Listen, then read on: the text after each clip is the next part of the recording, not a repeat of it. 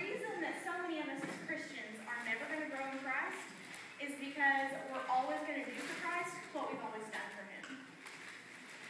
And so then the question hit me, what do we as Christians need to do to change everything in our lives and grow stronger in Christ and have a more passionate relationship with him?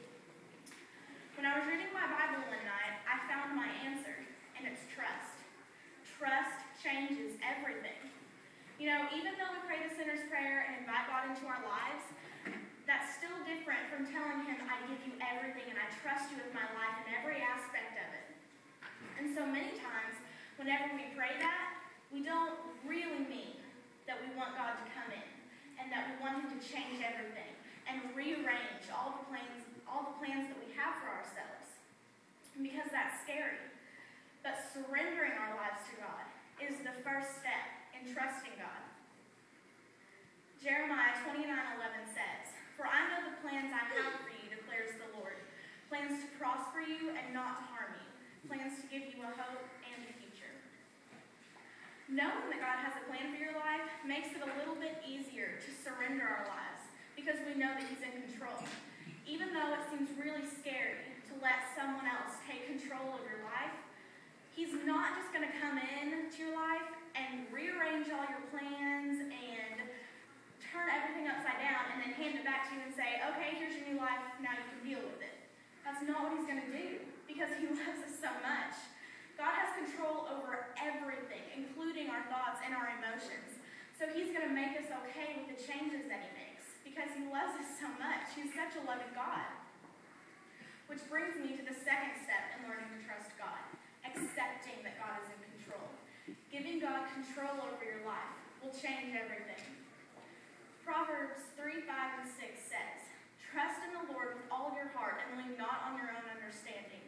In all your ways acknowledge him, and he will make your path straight." My family has recently been approved to become missionaries to Southern Asia. At first, I was a little bit against leaving my comfortable life here in the U.S. I had my family and my friends here and all of the things that I knew. And I didn't want to move all the way across the world and leave all of that behind. But honestly, it was because I was just scared. I wasn't trusting that God had better things in store for me than what I had for myself. I wasn't believing that he had planned everything out for me. So believing that God will provide for you is the third step in learning to trust God. And this will change everything. Philippians 4:19 says, "And my God will provide all your needs according to his riches and glory." Once I really and truly surrendered everything to God and gave him everything and told him that I trusted him with every aspect of my life and the plans that he had in store for me and my family, I received a peace and joy with the situation that is really unusual, especially for teenagers. Trusting God truly changes everything. Psalms 143:8 says, "Let the morning bring me word of your unfailing love, for I have put my trust in you. Show me the way I should go, for to you I lift up my soul." Sometimes it may still be hard to say, God, I trust in you and I want you to take control of my life and change everything completely. But we have to remember that our lives will be directly in God's hands and his will. And his word promises that he will never leave us or forsake us. So learn to trust God by surrendering your life, accepting that he's in control, and believing that he will take care of you. And then let him change you. Let him be the one who changes everything.